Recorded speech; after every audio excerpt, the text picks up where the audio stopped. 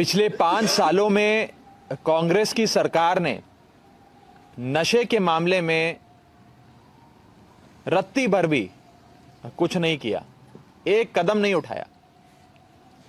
लेकिन इलेक्शन से पहले एक इलेक्शन स्टंट की तौर पे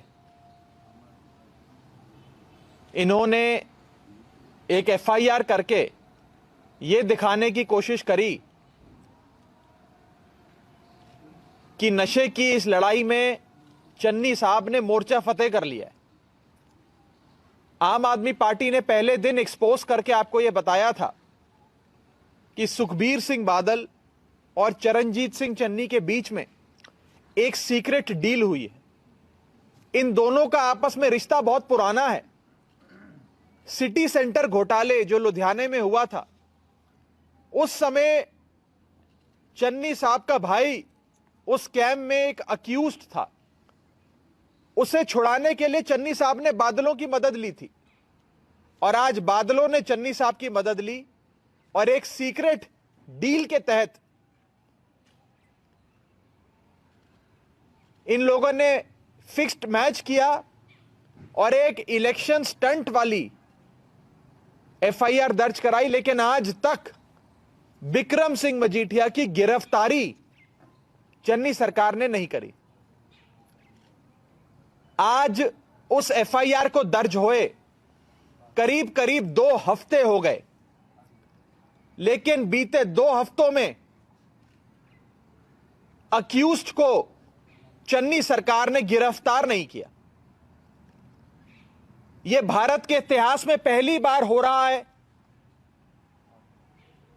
कि एक अक्यूज्ड अपनी अंतरिम जमानत, अग्रिम जमानत यानी कि एंटीसिपेटरी बेल की एप्लीकेशन एक लोअर कोर्ट में लगाता है। न्यायपालिका यानी कि कोर्ट उस एंटीसिपेटरी बेल को रिजेक्ट कर देती है, कह देती है कि आपको हम बेल नहीं देंगे, यह एंटीसिपेटरी बेल आपको नहीं मिलनी चाहिए।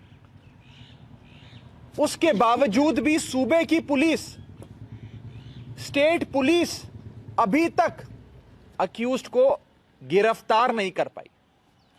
मैं आपको बता दूं कि यह एक स्टैंडर्ड ऑपरेटिंग प्रोसीजर है। हर स्टेट पुलिस का एसओपी है कि जैसे ही एंटीसिपेटरी बेल रिजेक्ट हो, इमीडिएट अरेस्ट होता है। Rejection of anticipatory bail is equal to immediate arrest.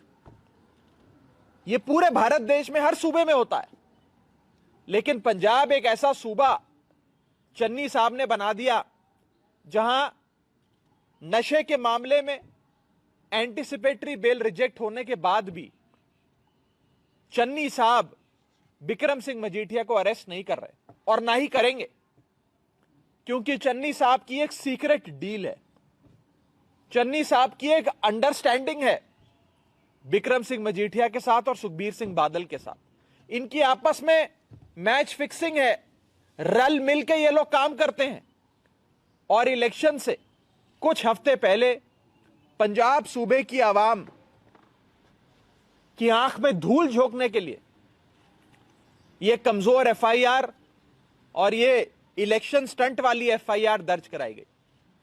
20 दिसंबर को एफआईआर दर्ज हुई, आज 2 जनवरी हो गई, करीब करीब 2 हफ्ते बीत गए, लेकिन अरेस्ट नहीं हुआ।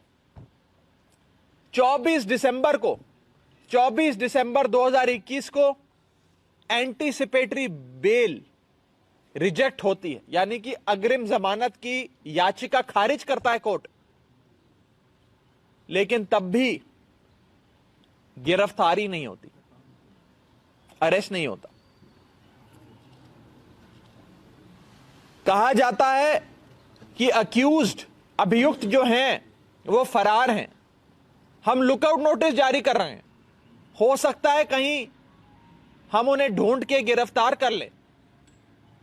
लेकिन शर्म की बात तो यह है कि अक्यूज्ड खुलेआम घूम रहा है और चन्नी सरकार बिक्रम सिंह मजीठिया को ना गिरफ्तार करेगी, ना करना चाहती है, क्योंकि चन्नी साहब की बादलों के साथ सेटिंग है। कल तस्वीरें आई, सोशल मीडिया पर, न्यूज चैनलों पर दिखाई गई, हम सबने देखी कि कैसे अकाली दल के आगू बिक्रम सिंह मजीठिया श्री हरमंदिर साहब में नए साल के शुरू होने पर मत्था टेकते हैं। उनकी